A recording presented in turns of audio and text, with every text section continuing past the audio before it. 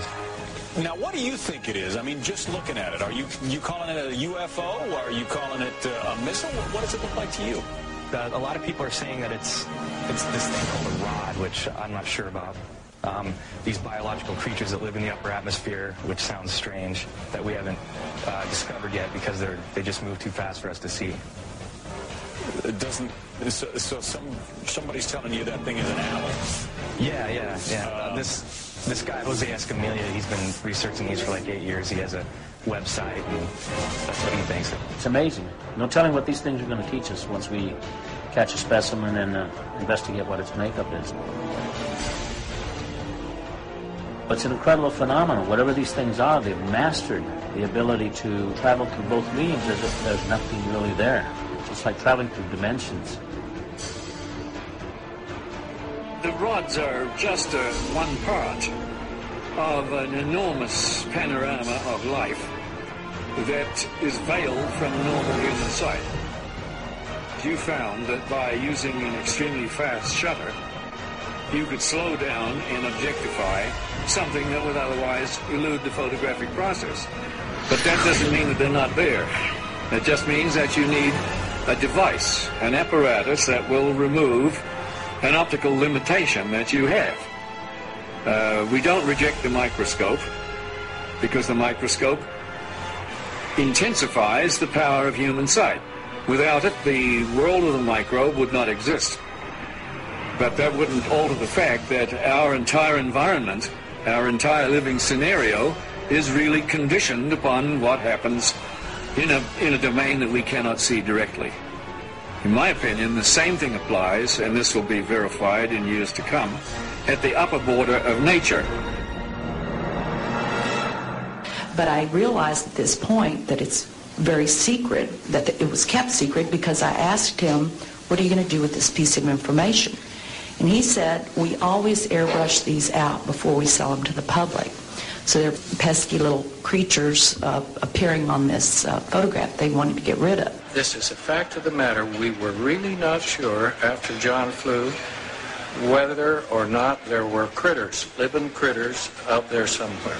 Critters that were captured by NASA on that mission, the STS-75, in 1996.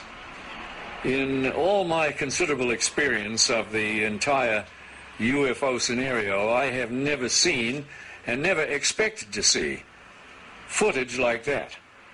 And least of all did I expect to see it on film or tape that had been exposed by the government in a NASA mission. The shuttle Columbia in this mission was equipped with a very sophisticated and expensive ultraviolet camera. It was sensitive to the near ultraviolet. And when they were up at 300 miles above the atmosphere, they launched from the Columbia a small satellite with a tether. Not long after it was launched from the Columbia, the tether broke. We'll record steadily the whole break and coil back to the tether. Copy, Claude. We go. Again, this is a view of the satellite. Well, if it had to break, it did it in the right place. And you see on this astonishing film, you see the satellite go drifting far astern of this orbiting Columbia. The tether, which is 12 miles long, straightens out into a long white line, which you can see as plainly as could be. Columbia and the satellite now 77 nautical miles apart. Now, while this is all going on, a whole covey of UFOs, perhaps 36 of them, manifest to this ultraviolet camera, and they begin moving around, circulating, looking for all the world like something in an aquarium tank. The satellite, again, just moving into sunrise.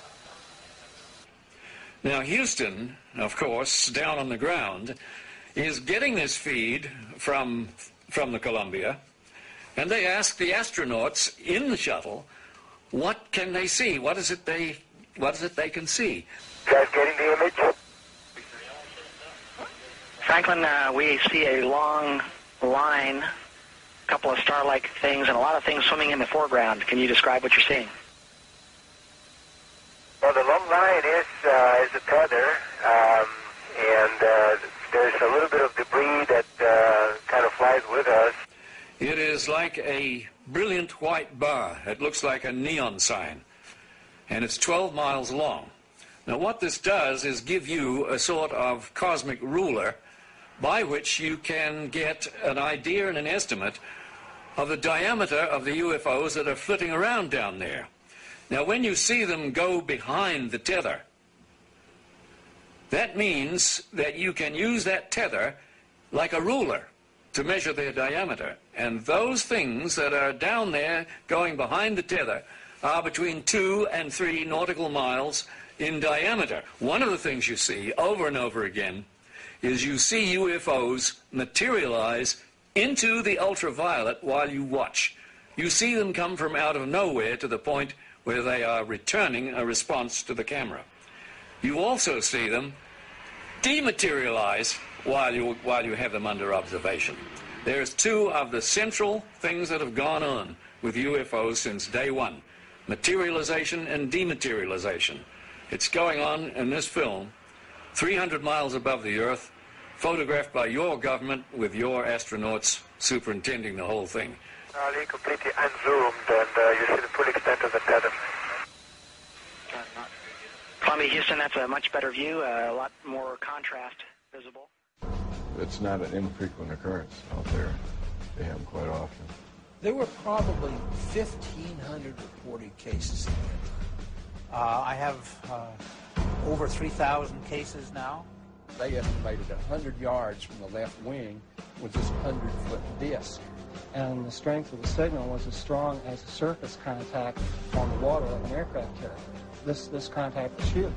We were flying tankers over England, and London Control asked us to intercept a UFO.